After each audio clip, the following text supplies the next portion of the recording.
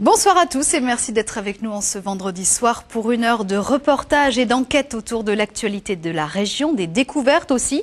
C'est le retour de l'enquête au centre, saison 4 et voici le sommaire de ce numéro. Les Tourangeaux en sont très fiers. C'est ici, paraît-il, dans le Val-de-Loire, qu'on parle le meilleur français avec le meilleur accent. Mais s'agit-il d'un mythe ou d'une réalité? Ce qui est bien réel en tout cas, c'est que le parler local a servi de modèle pour poser les bases de la langue française et qu'aujourd'hui encore de nombreux étrangers choisissent en priorité la Touraine pour apprendre le français. Jessica, qu'est-ce que vous avez mangé ce matin? Céréales. Des céréales. Des céréales, d'accord. Donc, des céréales et... L'orange. Non, le jus d'orange. Du jus d'orange, très bien, ok. Ils veulent vivre et travailler au pays, mais pour les jeunes agriculteurs du Berry, c'est de plus en plus difficile. Ces dernières années, le prix des terres n'a cessé d'augmenter, les exploitations s'agrandissent, ce qui empêche l'installation de nouveaux exploitants. On a des structures qui sont de moins en moins transmissibles, vous comprenez? Des structures qui arrivent à 5, 6, 700 hectares. Comment vous voulez qu'un jeune y reprenne ça? C'est pas possible, c'est impossible. Il y a quelques temps de là, on avait des domaines en fermage, qu'un jeune pouvait s'installer dessus sur 80 hectares. Aujourd'hui, c'est plus le cas, on n'en trouve plus de ça. C'est des grosses structures, quoi. Faut-il ouvrir les magasins le dimanche et en soirée? Pour certaines grandes enseignes et de nombreux élus, le phénomène est inéluctable, mais à la base, des syndicats et des travailleurs résistent pour préserver leur qualité de vie. Vous avez un planning, vous devez le respecter. Il n'y a pas d'alternative, c'est-à-dire que les salariés qui ne souhaitaient pas aller au-delà de 21h, eh bien, ils étaient invités à quitter l'entreprise.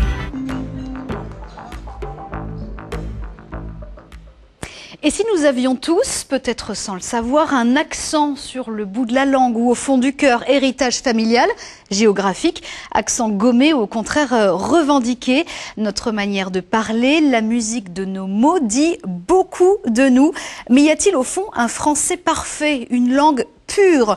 Peut-être bien ici, dans le Val-de-Loire. Au XVIe siècle, c'est entre Touraine et Orléanais que l'on revendiquait de parler le meilleur françois.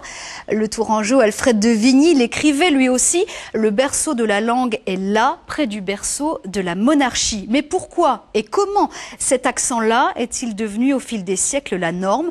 Celui qui s'est imposé comme référence et qui s'exporte aujourd'hui dans le monde entier. L'accent des gens d'ici, c'est un magazine de Xavier Nézet, Pierre-Dominique Lepé et David Jouya.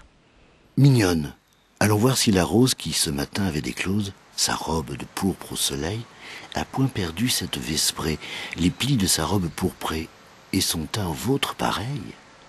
Las, voyez comme en peu d'espace, mignonne, elle a dessus la place. Las, ses beautés les séchoirs. Oh vraiment marâtre nature, puisqu'une telle fleur ne dure que du matin jusqu'au soir. Donc, si vous me croyez, mignonne, tandis que votre âge fleuronne, en sa plus verte nouveauté, cueillez votre jeunesse, comme à cette fleur la vieillesse fera ternir votre beauté. En 1545, à l'époque où Ronsard, poète né à Vendôme et mort à Tours, écrivait son ode pour la jeune Cassandre, qu'il avait rencontrée au château de Blois, on ne parlait pas le français de la même manière qu'aujourd'hui, et on ne parlait pas encore de région centre. Mais on disait déjà que c'est dans ces territoires et dans ces villes, situées entre la Beauce et les bords de Loire, qu'on parlait le meilleur français avec le meilleur accent. Au moment où le français va devenir une langue de grande diffusion, c'est l'époque de l'édit de Villers-Cotterêts qui impose le français comme langue administrative dans le pays. À partir de ce moment-là, on a tout un travail qui va se faire. Il nous faut un modèle de la langue de référence, puisque Villers-Cotterêts déclare que désormais le droit sera en français. Et là, on ne peut pas se permettre d'avoir une langue fluctuante. Dans le droit, il faut une langue très ferme. Donc à la même époque, je crois que Villers-Cotterêts est 1539, en 1530, 9 ans avant, la toute première grammaire du français dit « La langue que je vais décrire, c'est celle qui se parle entre Seine et Loire, parce que c'est là que se parle le meilleur français. » À la même époque, le Tourangeau Rabelais écrit Pantagruel, récit dans lequel il est affirmé que la Touraine est le jardin naturel de la langue française. Côté jardin. Et côté cour, les rois de France ont l'habitude de séjourner dans la région, ce qui n'est pas sans rapport avec le prestige du parler local. Alors pourquoi cette image-là déjà ? Probablement pour deux raisons. D'abord, le fleuve royal, c'est quand même le modèle du français du roi, puisqu'il faut bien que le roi parle quelque chose. La famille royale s'appelle la famille d'Orléans, c'est là encore tout un symbole. Mais il y a aussi une deuxième probablement idée qui est derrière, c'est que le français qui se parle là n'est ni le français de Paris qui a toujours été perçu comme un français populaire. Quand on parle de français parisien, c'est très très peu flatteur en France. On pense plutôt à un vilain accent. Ni le français des campagnes. Donc on est à la fois dans une culture urbaine qui n'est pas une culture régionale au sens de la Normandie ou de la Bourgogne et qui n'est pas non plus une culture populaire. Pour le reste, on a des formes très marquées localement. Par exemple, une qui est très étrange, pour quelqu'un qui étudie l'histoire du français, c'est la forme « nous sommes ». C'est-à-dire quand on conjugue le verbe être, qui est très irrégulier, on a bien une forme « je suis » qui est très particulière, tu es, vous êtes, etc. Mais la forme « sommes » avec ce « m » est très étrange. Vous savez que c'est le seul verbe français qui n'a pas une forme en « on » à la première personne du pluriel. C'est-à-dire on devrait avoir « je sont ». Tous les autres verbes, nous chantons, nous finissons, nous allons, nous partons, nous voulons, etc. ont tous une forme en « on », mais ça c'est un trait tout à fait particulier de la région centre, nous sommes.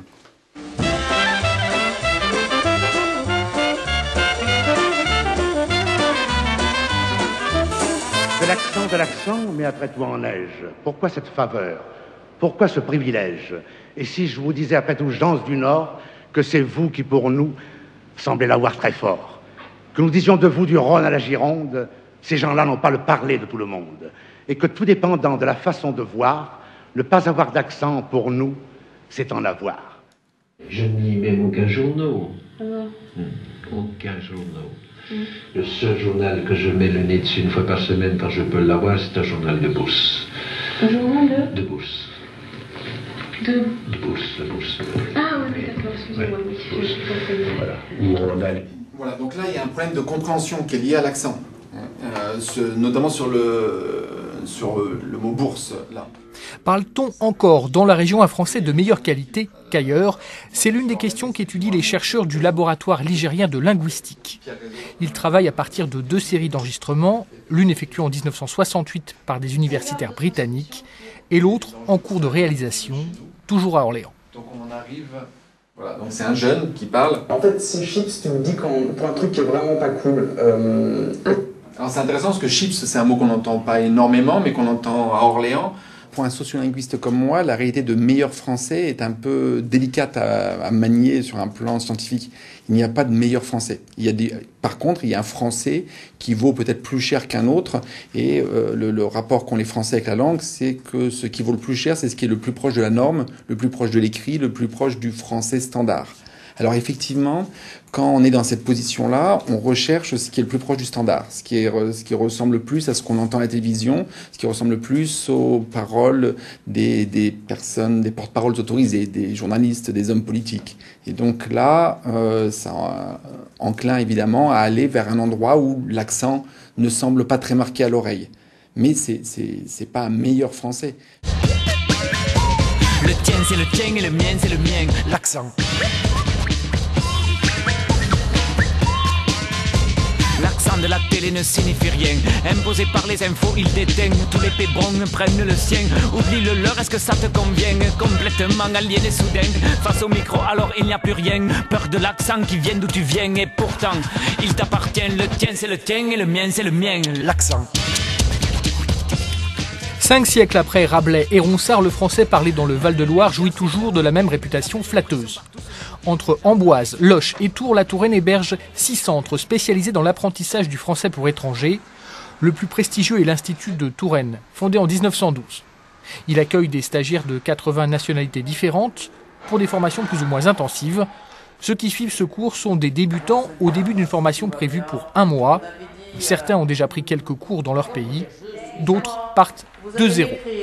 Et vous, Amal, alors, qu'est-ce que vous avez fait?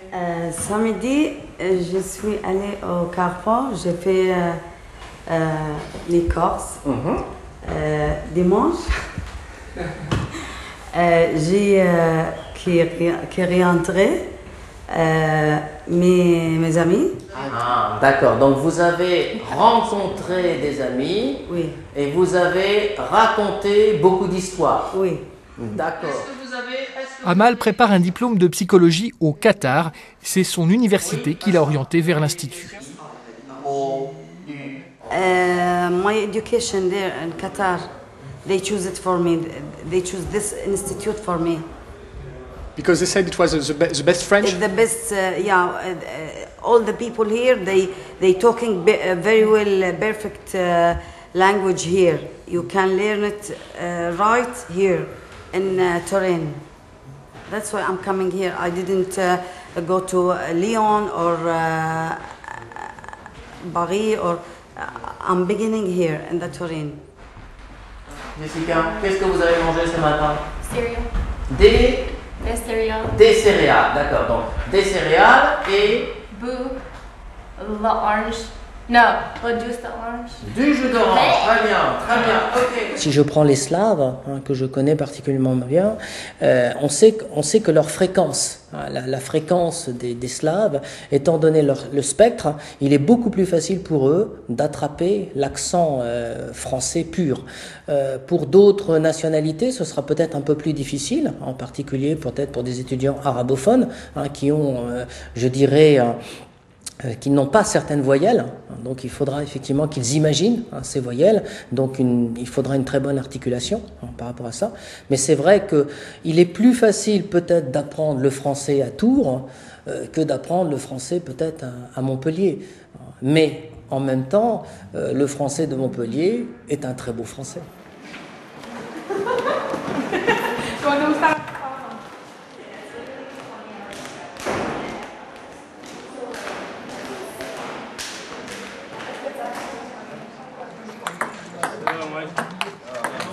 Les étudiants qui suivent cette formation d'un mois sont répartis en une vingtaine de groupes selon leur niveau. Et ce jour-là, les plus avancés travaillent au laboratoire. On va essayer de travailler la prosodie. Vous ne connaissez pas le mot. La phonétique s'oppose à la prosodie. La phonétique, c'est la prononciation des sons. Alors que la prosodie, c'est ce qui enveloppe la langue. C'est l'intonation, c'est le rythme, ce sont les accents d'insistance. Autrement dit, c'est ce qu'on appelle, c'est ce qui donne, entre autres, l'accent français.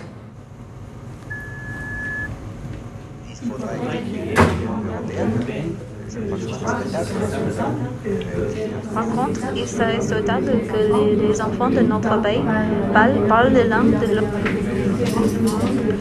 Et qu'est-ce que tu trouves le plus difficile dans l'apprentissage du français? Évidemment, c'est l'accent. Non, je sais pas. Peut-être, non, je dirais en fait que l'accent, c'est l'une des choses les plus difficiles d'apprendre. C'était la recommandation ou le conseil de mon prof en Angleterre. Et il a dit que, en fait, à Tours, on parle le type de français le plus pur de tout le monde francophone. Et alors, je suis venu ici et c'est sympa.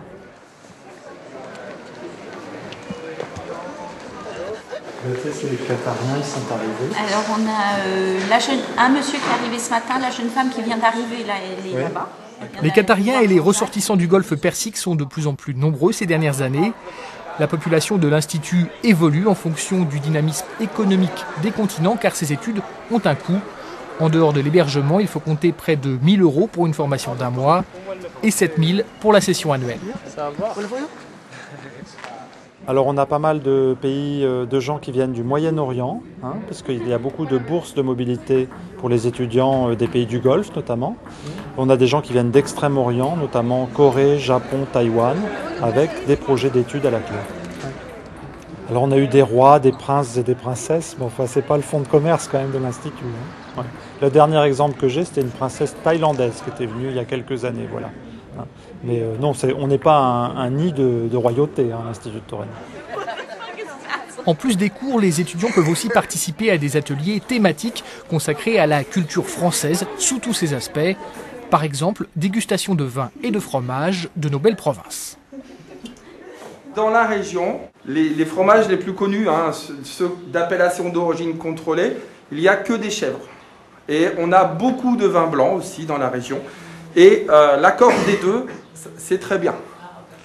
Par contre, pour un camembert ou du brie, on va plutôt boire du vin rouge.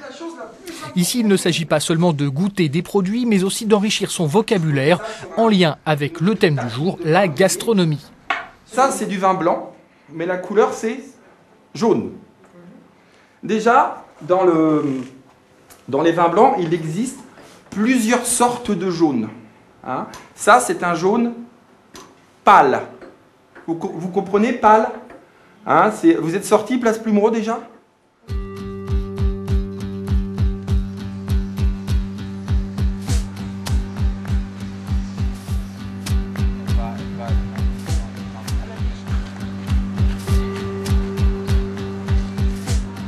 Je crois que dans l'esprit des fondateurs, dès le départ, il y avait l'idée de faire des étrangers, des ambassadeurs de la Touraine. Donc c'était déjà une vision, je dirais, assez innovante pour l'époque. Hein. C'était non seulement apprendre le français, mais après rester acquis à la Touraine pour la vie.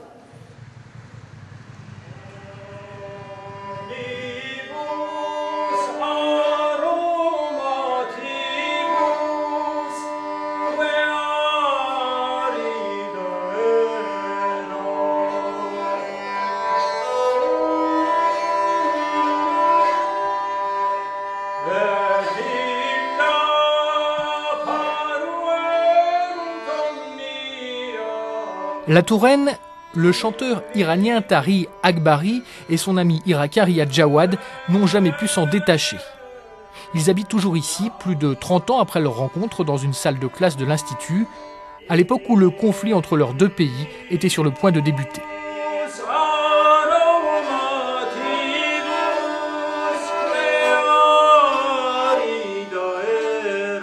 On essayait de communiquer ensemble, de parler ensemble avec très peu de moyens, en fait, des petits mots. De la richesse vocabulaire qu'on avait, on faisait des conversations politiques, des débats. Et c'était porté sur la politique parce que tout était politisé. On était tous vraiment très politisés à cette époque, dans les années 80. Ouais. Très rapidement, la guerre a commencé, on était encore étudiants à l'Institut. Si vous étiez restés dans vos pays tous les deux, vous auriez pu être amenés à faire la guerre. Oui, certainement, oui. Ça rentrait sur le front, peut-être. Hein, ouais. Hein, le front, et on va commencer l'histoire sur le front. Mais c'est le destin.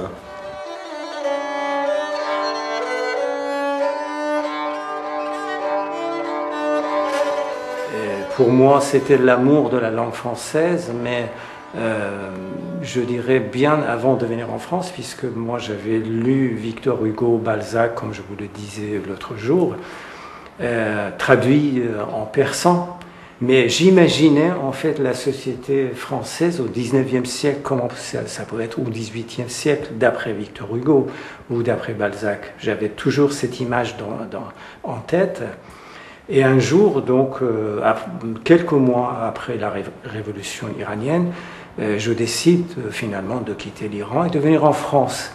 Et au départ, le but n'était pas pour immigrer ou pour y rester, c'était tout simplement pour l'apprentissage de la langue française. Et à l'ambassade de Téhéran, ils nous avaient dit, si vous voulez vraiment apprendre un français sans accent, il faut partir à Tours.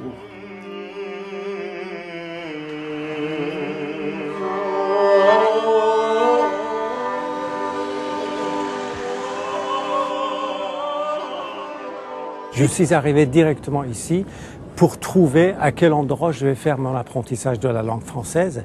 En fait, je suis venu à pied de la gare de Tours jusqu'ici en regardant sur un plan qu'on m'avait dessiné. Je suis venu à pied pour trouver ce temple de la langue française, là où j'ai fait en fait mon apprentissage de la langue française. Et voilà, que des souvenirs. Okay. Mignon, allons voir si la rose qui ce matin avait déclose sa robe de pourpre au soleil a point perdu cesse vespérée. Les plis de sa robe les plis de sa robe pourprée et son teint vostre pareil. Et son teint au vostre pareil. Le charme de la langue française, certains l'auront découvert ici. Au terme de leur formation d'1 mois, au moment où on promet de s'écrire, au moment des adieux, et pour ça au Qatar des bises, on en fait 5. Ceux qui ne parlaient pas un mot en arrivant ne maîtrisent pas encore toutes les subtilités de la langue de chez nous, mais au moins, Amal peut nous parler en français. Au revoir, merci beaucoup. Merci beaucoup, beaucoup. Tu parles français un peu. C'est fini, that's it. Et ce n'est qu'un au revoir. Au moment de partir, Amal sait déjà qu'elle reviendra à Tours dans quelques mois pour un séjour plus long. Bye. Ils sont longs. Au revoir. Merci. Merci beaucoup. L'accent des gens d'ici, un magazine de Xavier Nézé, Pierre-Dominique Lepay et David Jouya. Avec nous sur ce plateau, vous l'avez vu au début du reportage, Gabriel Bergogneau, sociolinguiste, enseignant à l'Université d'Orléans et directeur du laboratoire ligérien de linguistique. Bonsoir et merci d'être avec nous. Bonsoir. Qu'est-ce qu'il a de si spécial cet accent de Val-de-Loire pour avoir été choisi comme ça, comme modèle ? Justement qu'il n'est pas spécial, c'est qu'il est apparu comme étant, on dit chez nous, non marqué. Il n'est pas très distinctif par rapport à des accents qui, eux, paraissaient très marqués, comme le normand ou le bourguignon. Et ça, c'est géographiquement, et puis dans la société, c'est aussi un accent qui apparaissait, au moins pour les villes, je ne parle pas des campagnes, comme étant un accent pas trop populaire, à la différence de Paris qui a très vite concentré une grosse population ouvrière que même le roi a fui en allant à Versailles ensuite. Ça ressemblait à quoi l'accent tourangeau au XVIe siècle ? Autant qu'on puisse le reconstituer, si on prend le poème qu'on a entendu tout à fait au début, on aurait plutôt quelque chose du type, excusez l'accent, mignon, allons voir si la rose, qui ce matin avait déclose sa robe de pourpre au soleil, n'a point perdu cette véprée. Et ça fait pas un peu québécois quand même ? Ça fait un petit peu québécois parce que ça a gardé du québécois les oppositions, ce qu'on appelle de la longueur des voyelles, vépré. Ça a gardé l'accent tonique et ça a gardé le R roulé, le R, celui de la rose. Mais le québécois c'est essentiellement originaire des provinces de l'Ouest. Il a encore d'autres traits qu'on n'a pas ici. Par exemple, pour dire en québécois maritime, on dira quelque chose comme martim, qui n'est pas exactement comme on prononcerait ici. Gabriel Bergogneau, est-ce qu'aujourd'hui, tout le monde a un accent ? Oui, bien sûr. Il y a le pire étant ceux qui n'en ont pas, bien sûr. Tout le monde a un accent, sachant qu'on appelle l'accent aussi bien quelque chose de géographique, comme on vient de le dire, que aussi social. Le fait, je vais aller très vite et faire dans la caricature.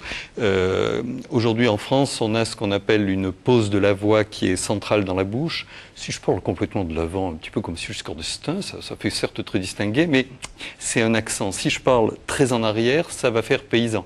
Oh, ça me va-t-il, je l'ai vu dans la vigne. Voilà. Ça fait un peu effectivement un paysan. Peu beaucoup, oui. L'accent, c'est quelque chose qui subsiste ou qui a tendance au contraire à se perdre un petit peu ? On parle comme on entend parler. Vous prenez un ch'ti à 3 mois, vous l'amenez à Marseille, il parlera comme à Marseille, il n'y a aucun problème là-dessus. Est-ce que maintenant il se perd ? Oui, et pour une raison simple, et c'est votre faute, c'est que tout le monde aujourd'hui a dans l'oreille un français standard, celui des journalistes, de ceux qu'on entend parler dans les médias, et ces gens-là ont souvent assez peu l'accent. Donc on constate qu'il y a une régression des accents régionaux en France, même en Belgique d'ailleurs, enfin en gros dans toute la zone au contact avec la France, en Suisse. Mais en revanche, on a un accroissement, une aggravation, enfin est-ce que c'est grave, j'en sais rien, de la différence des accents par le milieu social. On a aujourd'hui des prononciations très différenciées, probablement liées d'ailleurs à l'importance en France du mouvement migratoire qui a eu un effet, aussi bien les pieds noirs dans les années 60 ou d'autres immigrations depuis. Alors quand vous parlez avec une personne, qu'est-ce que vous pouvez savoir, en tant que spécialiste, qu'est-ce que vous pouvez savoir d'elle en écoutant son accent, plus largement sa voix, sa manière de parler, qu'est-ce que ça dit de votre interlocuteur ?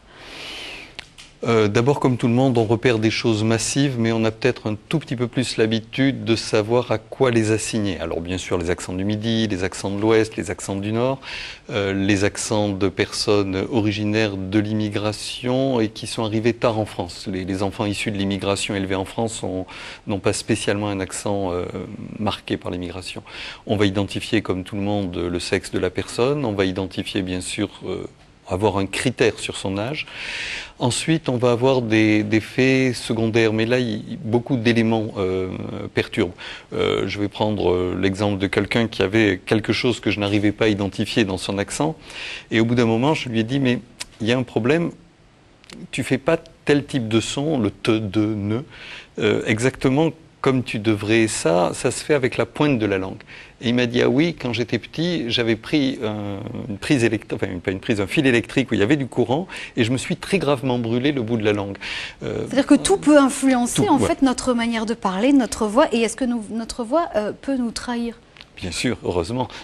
Si on n'arrivait pas à faire passer nos émotions dans nos voix, nous ne serions plus des êtres humains.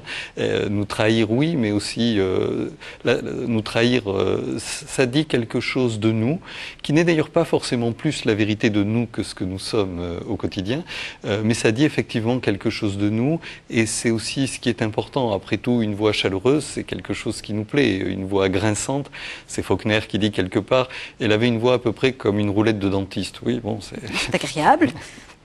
Et là, nous parlons depuis 5 minutes et je commence à avoir un petit peu peur de ce que vous allez découvrir de moi. Merci en tout cas, Gabriel Bergogneau, d'avoir accepté notre invitation.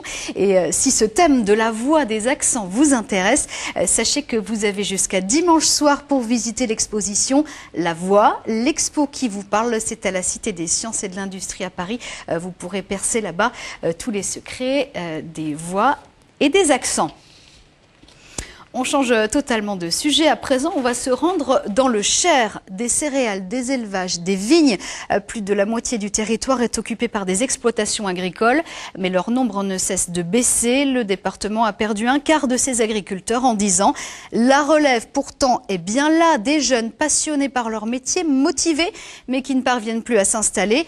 Beaucoup trop cher quand on n'est pas issu d'une famille d'agriculteurs. Trop d'exploitations, trop grandes, trop difficiles à reprendre. Certains se lancent, malgré tout. Nicolas Chigot et Mélior Mouhama sont allés à la rencontre de ces jeunes agriculteurs prêts à tout pour un coin de terre à eux ou prendre racine. Regardez.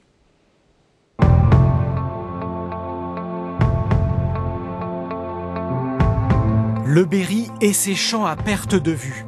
La carte postale semble idyllique, et pourtant, cette campagne se vide petit à petit de ses habitants, et en particulier de ses agriculteurs. Mathieu a 28 ans et cherche à s'installer depuis plusieurs années. En désespoir de cause, il a fondé son entreprise de prestation de services agricoles. Gonzague, 33 ans, s'est installé, mais s'est considérablement endetté.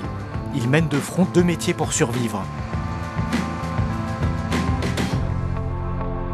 Damien, 21 ans, est lycéen. Il se prépare à affronter la complexité de l'installation. Tous ces jeunes agriculteurs veulent avoir leur propre terre et s'installer à leur compte. Bienvenue dans leur monde.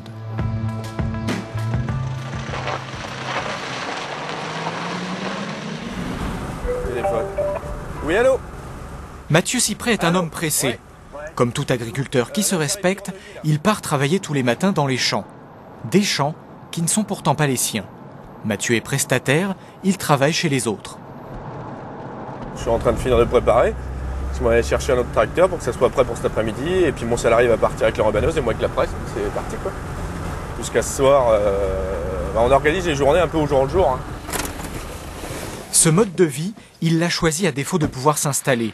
Le but, c'était d'avoir son exploitation, ses terres, son matériel, une femme, des enfants. Trop d'investissements, trop cher. Il a dû renoncer, du moins provisoirement.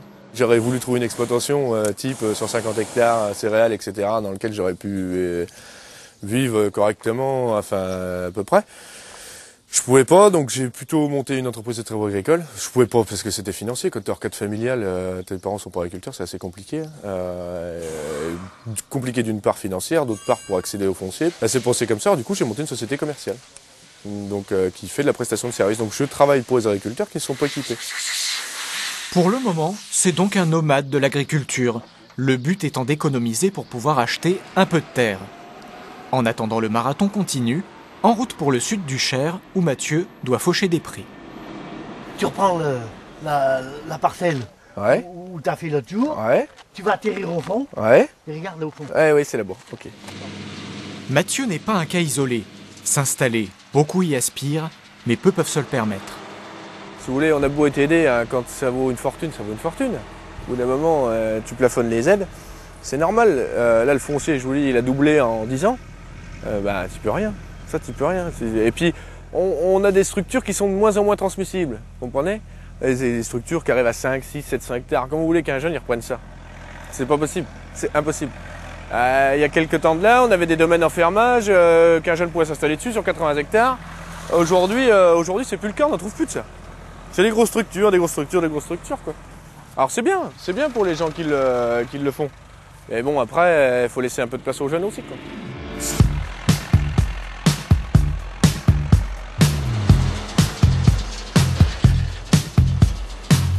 Des prix qui flambent, des domaines agricoles géants impossibles à reprendre, les jeunes comme Mathieu sont dans une impasse.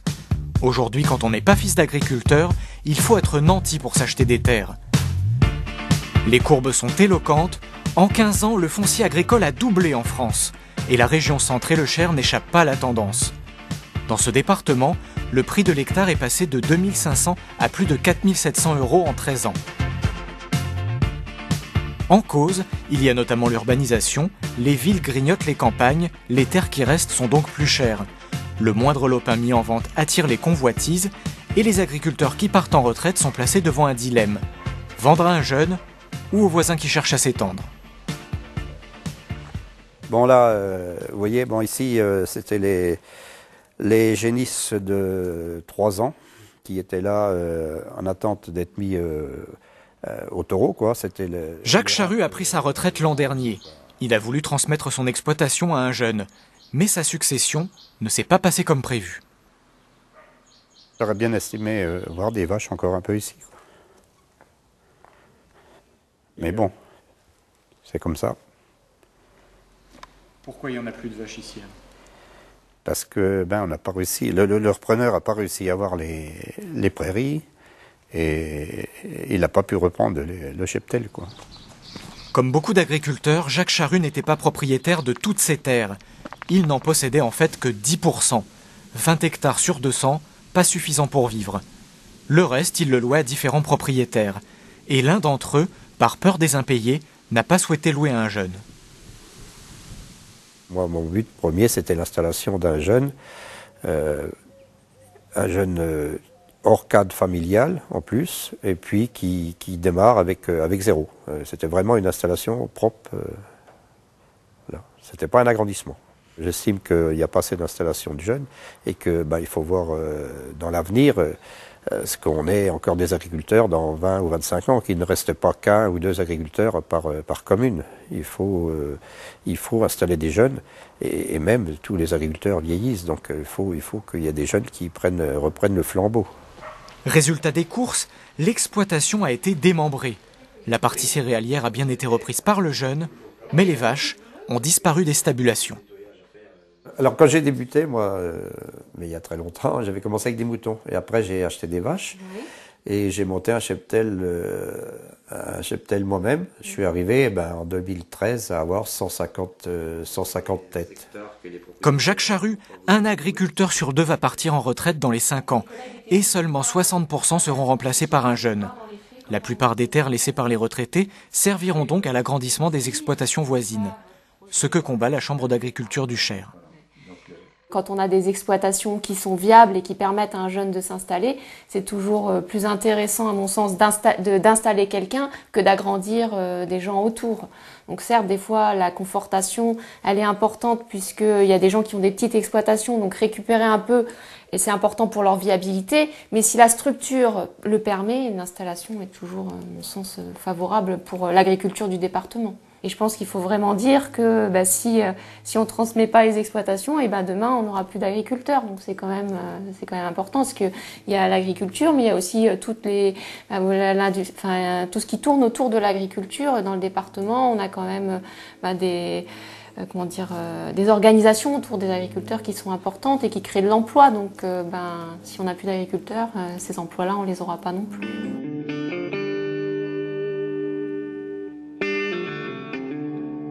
Dans ce contexte, certains parviennent tout de même à s'installer, mais à quel prix?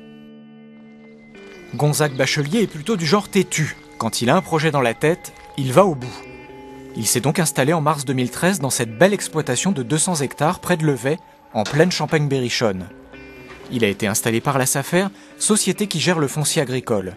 Problème, il n'a pas pu discuter le prix et s'est beaucoup endetté.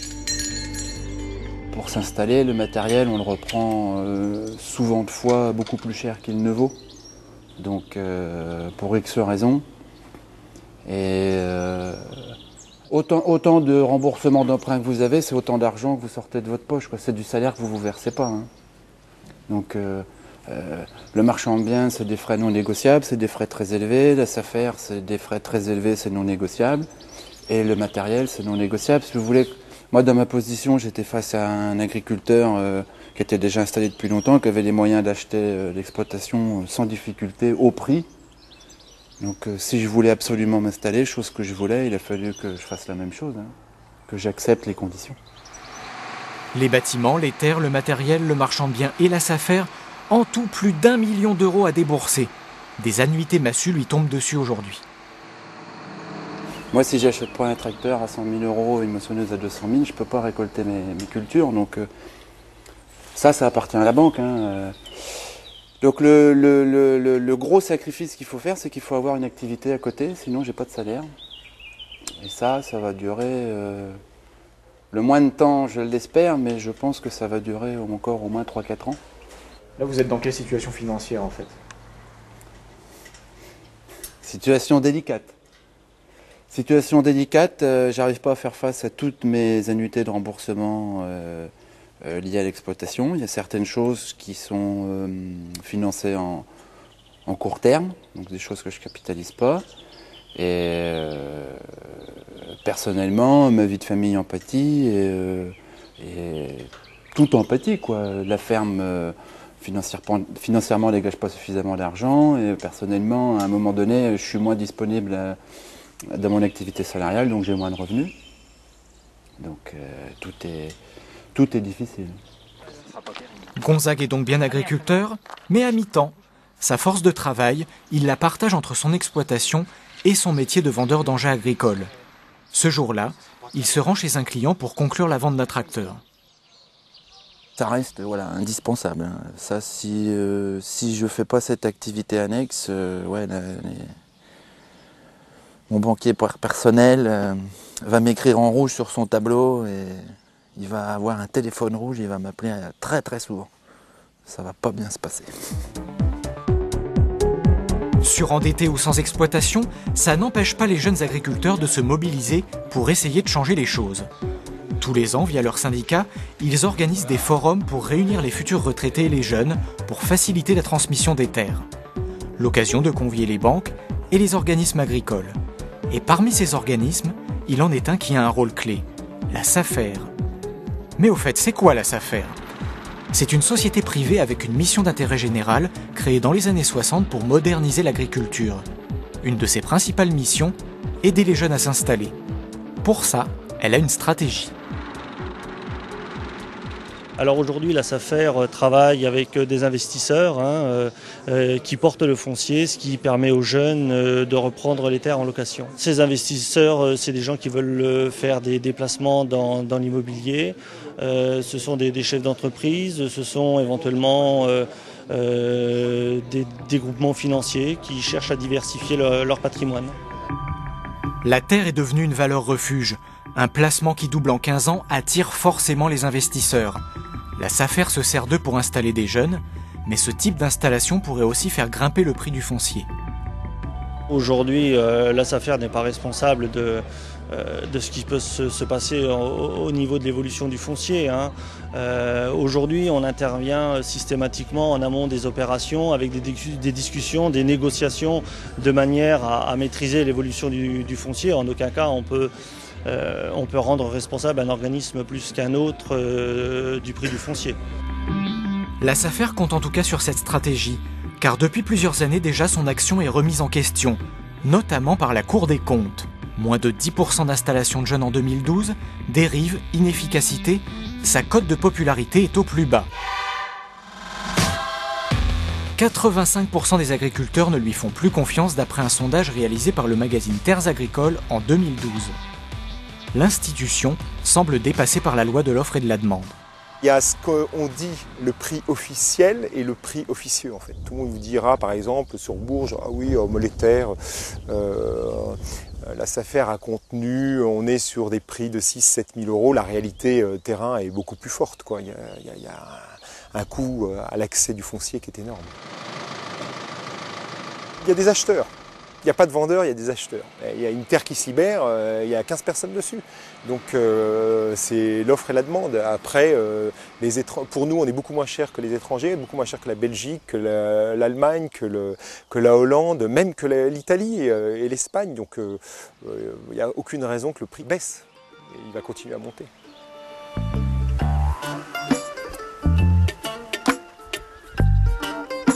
Les prix du foncier n'étant pas amenés à baisser, il faut trouver des alternatives.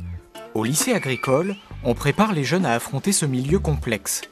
Tout spécialement ceux qui évoluent hors cadre familial, c'est-à-dire qu'ils n'ont pas de parents agriculteurs. Depuis une vingtaine d'années, ils sont en passe de devenir majoritaires dans les classes. Damien fait partie de ces jeunes. Il passe aujourd'hui son oral de fin d'année. Monsieur Vincent et sa femme ont 60 ans, et donc dans une démarche de transmission progressive, il souhaiterait s'associer avec un jeune pour leur transmettre progressivement les parts sociales de l'exploitation. L'association d'un agriculteur avec un jeune, c'est ça la solution. Le principe est simple, l'agriculteur a monté une société pour gérer son exploitation. Le jeune va donc acheter des parts de cette société pour s'installer tout en douceur. En pouvant m'installer progressivement, ça fait des investissements qui sont moins lourds au départ à l'installation. Il ne faut pas se le cacher, c'est quand même des sommes d'argent qui sont assez conséquentes. Même si ça reste encore raisonnable, la reprise de parts sociales. Mais oui, au départ, on se dit, est-ce qu'on va réussir à rembourser l'endettement dans lequel on s'engage? Damien sera donc associé. Le risque est plus limité, les banques rassurées. Un modèle plébiscité au sein de l'établissement. Il y a déjà des jeunes qui étaient en apprentissage, qui ont ensuite eu une période de salariat chez leur employeur, chez la personne qui les a formés, pour aboutir ensuite, à terme, à une installation dans le cadre de part de prise dans la société agricole constituée. Pour des jeunes qui sont hors cadre familial, ça peut ressembler effectivement à un parcours idéal. Cela dit, il n'y a pas de recette miracle. Il y a toutes les solutions, à partir du moment où elles correspondent aux individus, peuvent être positives et intéressantes. Autre modèle possible, acheter plus petit. C'est l'idée de Julien Broutard. Il était formateur au lycée agricole, mais il a décidé de passer à la pratique. Il va donc élever de la volaille et des moutons dans une petite ferme du sud du Cher. Diversité, petite surface, comme dans le temps, à contre-pied du modèle dominant. Le premier avantage en termes d'installation, c'est d'être sur quelque chose qui va être gérable seul, qui va être remboursable seul, sans qu'il y ait de capitaux qui viennent de l'extérieur. Là, alors les capitaux ils viennent de la banque, mais juste en faisant appel au prêt, comme chacun pourrait faire un prêt pour acheter sa maison, juste en faisant appel à ça, les banques sont prêtes à suivre le projet. Allez. Moi, c'était ma façon de voir, quoi. Après, il y en a d'autres pour qui leur façon de voir, c'est d'avoir l'exploitation qui va être la plus grande possible, faire des économies d'échelle, faire des cultures en nombre réduit pour aller à l'essentiel, quoi. Moi, mon essentiel, c'est d'avoir une exploitation qui soit tenable par mois et qui soit un élément de la vie du territoire, quoi. C'est ça qui était le plus important, c'est d'avoir quelque chose où je puisse me retrouver. Ces moutons et ces poulets, Julien les vendra en circuit court, sur les marchés, dans les drives fermiers ou par Internet. Plus coûteux pour le consommateur, les circuits courts sont aussi plus rémunérateurs pour le producteur. Des débouchés innovants qui peuvent faire vivre ces petites structures. Il y a une place pour tout le monde, quoi. Et globalement, la surface agricole française, elle diminue par l'urbanisation, par le passage des routes et tout ça. Et il faut qu'on soit compétitif, quoi. Il faut pour pouvoir continuer à vivre et que l'agriculture française, elle nourrisse la vie française, il faut qu'on continue à être productif et intelligemment. Produire intelligemment, c'est l'enjeu des politiques agricoles de demain. La nouvelle loi d'avenir pour l'agriculture, l'alimentation et la forêt a été définitivement adoptée le 11 septembre dernier. Elle va contraindre la SAFER à mieux assumer ses missions. Elle prévoit aussi de limiter les agrandissements pour faciliter les installations. Une réforme qui va a priori dans le bon sens. Le maintien des jeunes sur le territoire est à ce prix. Prendre racine, c'était un magazine proposé par Nicolas Chigot et Mélior Mouama. Le reportage qui suit nous emmène sur un terrain sensible, polémique pour ceux qui sont concernés de près, épineux pour le gouvernement. Le dossier du travail du dimanche n'en finit pas de diviser les politiques, les salariés et les clients. Il y a un an, des enseignes de bricolage frondeuses en Île-de-France avaient été condamnées à fermer boutique le dimanche. Et voilà que le débat est relancé. La question sera même discutée dans le projet de loi sur la croissance qui est en cours d'élaboration. Antoine Marguet et Jean-Yves Blanc ont fait les magasins le soir tard, le week-end. Ils sont allés voir aussi comment certains de nos voisins européens avaient réglé cette question. Voici leur enquête. Dans notre société, où le rythme est toujours plus rapide, faut-il changer les règles du travail du dimanche et autoriser tous les magasins à ouvrir ? Pour cet économiste, qui a rédigé un rapport sur le sujet en 2008, c'est plus un choix de société qu'un choix économique. Très certainement que l'effet sur l'emploi serait extrêmement modeste, à supposer qu'il y ait un effet positif, parce que n'oublions pas qu'il y a aussi des effets négatifs à l'ouverture systématique du commerce au dimanche, c'est que les coûts augmentent, non seulement parce qu'il faut ouvrir 7 jours au lieu de 6, souvent il faudra dédommager les salariés, donc des salaires plus élevés. Ces coûts plus élevés, il faut bien les retrouver quelque part, donc on va les retrouver sur les étiquettes, donc un indice des prix qui va en subir des conséquences, un impact sur le pouvoir d'achat des ménages, donc sur la consommation. Donc vous voyez, les mécanismes induits par tout ça sont extrêmement complexes et il faut se garder d'avoir des raisonnements un peu trop simplistes. Alors comment font nos voisins européens ? En Grande-Bretagne, c'est un compromis à l'anglaise qui a été voté. Les magasins sont ouverts le dimanche depuis 1994, ce qui fait dire à ce journaliste anglais que la France a 20 ans de retard. L'ouverture du dimanche est très encadrée. Parce qu'à l'époque, en 1986, c'était Margaret Thatcher qui avait proposé un débat pour ouvrir le dimanche. Donc, ça n'a pas été voté au Parlement. Et il a fallu attendre 1994 et l'arrivée de John Major, donc le successeur de Margaret Thatcher, pour un nouveau débat au Parlement qui a été accepté à condition que les boutiques n'ouvrent que 6 heures par jour le dimanche. Entre 9 heures du matin et 18 heures, on peut ouvrir quand on voudrait, mais pour une période qui n'excède pas 6 heures le dimanche. Dans la très catholique Italie, les grandes surfaces peuvent ouvrir le dimanche depuis le 1er janvier 2012. Tout peut se concilier. Le matin, on va à la messe et l'après-midi au centre commercial. Une révolution imaginée par le gouvernement Monti pour stimuler la consommation, mais qui n'a pas permis à l'Italie de sortir de la crise. Les conséquences de ce choix n'ont pas été celles que Monti espérait. Mais il y a eu un autre phénomène, qu'aujourd'hui, ces grandes surfaces ouvertes le dimanche sont devenues aussi un point pour se retrouver. Il y a des bistrots, il y a des magasins, il y a des endroits où les enfants peuvent jouer et s'amuser, donc sont devenus la petite vacance du week-end. Retour à Paris, où le débat porte aussi sur les horaires de soirée, notamment dans la capitale. Avec leur rythme décalé, de nombreux consommateurs se sont habitués aux fermetures tardives. Moi, je trouve ça génial. Je trouve que tout devrait être ouvert le dimanche, le soir jusqu'à 23h, ça serait génial. Une formule qui a séduit Aurore, jeune, cadre dans un secteur où l'on ne compte pas ses heures, une adepte des courses en soirée.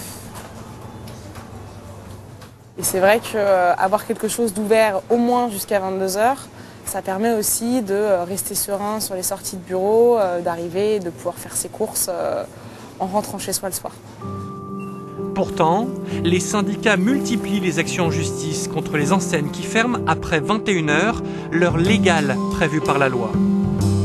Apple, Uniqlo, Sephora, Carrefour, Monoprix, tous ont été condamnés. Pour la CGT, le travail en soirée nuit à la santé des salariés. toutes les études récentes convergent pour dire que le travail de nuit diminue la durée de vie moyenne des salariés, accroît un certain nombre de maladies graves type cancer, en particulier le cancer du sein. Et dans le commerce, c'est une population essentiellement féminine, 80% de femmes dans les magasins. Donc il y a quand même un gros risque autour de ça. Il y a aussi des problèmes d'accidents de travail plus fréquents et plus dangereux, plus graves le soir. Il faut dire que pour les salariés, les compensations sont peu motivantes, car ces heures de nuit ne sont pas obligatoirement mieux rémunérées. En fait, la loi ne prévoit qu'une contrepartie en repos. En pratique, elles sont tout de même payées entre 10 et 20% de plus dans le commerce, mais beaucoup de salariés n'ont pas le choix. Chez Apple, Stanislas a porté la bataille de la fermeture à 21h. Vous avez un planning, vous devez le respecter. Il n'y a pas d'alternative, c'est-à-dire que les salariés qui ne souhaitaient pas aller au-delà de 21h, eh bien, ils étaient invités à quitter l'entreprise. Mais avec ces fermetures, c'est Paris qui risque de s'endormir. Un handicap pour certains quartiers touristiques comme les Champs-Élysées. Jusqu'à 80 000 personnes arpentent la plus belle avenue du monde en soirée. 20% du chiffre d'affaires sont faits le soir. Et ces 20%-là, ils vont partir ailleurs. Il y a des Parisiens qui achètent, mais il y a beaucoup d'achats d'impulsion. Les Champs-Élysées, ce n'est pas une destination de courses de besoins. C'est un commerce d'enseignes de plaisir, donc c'est de l'achat d'impulsion. Donc ce qui n'est pas fait le soir, il n'est pas fait le lendemain ou le surlendemain, il est fait à Londres, il est fait à Milan, il est fait éventuellement à Tokyo. Et puis enfin, est-ce que le premier pays touristique du monde a raison d'envoyer comme signal que le soir à 21h, on ferme ? Reste une certitude. Pour le travail de nuit comme pour celui du dimanche, la loi a de plus en plus de mal à s'appliquer sereinement. Je précise que dans le projet de loi sur la croissance qui sera débattu d'ici à la fin de l'année, la question du travail du dimanche ne sera pas abordée dans sa généralité, mais seulement dans les zones touristiques. Et cela veut dire que le débat est loin d'être terminé. Notre émission, elle, se termine, mais elle continue à vivre sur Internet, sur notre site centre.france3.fr. Vous retrouvez les différents magazines que l'on vous a proposés ce soir et aussi les anciens numéros à revoir en ligne. Tout de suite, votre soirée continue sur France 3 Centre avec un très beau documentaire consacré aux ateliers Loire, les maîtres du vitrail à Chartres. Passez une très belle fin de soirée, une belle nuit et rendez-vous le mois prochain, vendredi 24 octobre, même heure, pour de nouvelles enquêtes au centre.